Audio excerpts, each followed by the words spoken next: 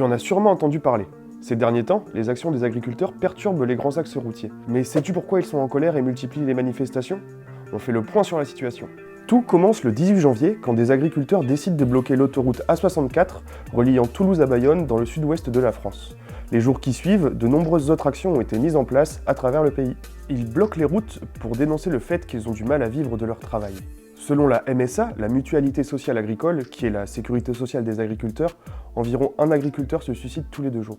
À travers ces blocages de routes, ils interpellent notamment sur l'augmentation des taxes dans leur métier, la concurrence avec les produits importés, notamment d'Ukraine, qu'ils jugent déloyales, et la mise en place de certaines normes européennes, comme l'interdiction des pesticides d'ici 2030. Ils accusent le gouvernement de ne pas assez s'impliquer et de les laisser livrer à eux-mêmes. Vendredi dernier, après plusieurs jours de blocage des autoroutes, Gabriel Attal, le Premier ministre, a décidé de faire des annonces pour répondre à leurs revendications. Il a notamment annoncé qu'il n'y aura finalement pas de hausse de la taxe liée au GNR, gazole non routier, ou encore que la loi Egalim sera mieux respectée. Cette loi a pour but de protéger les revenus des agriculteurs face à la grande distribution. Le Premier ministre a repris la parole hier soir et a promis aux agriculteurs d'être au rendez-vous.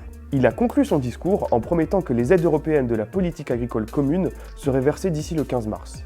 Il a également annoncé que des aides supplémentaires pour les éleveurs seraient bientôt mises en place. Malgré ces annonces, les agriculteurs poursuivent leur mobilisation.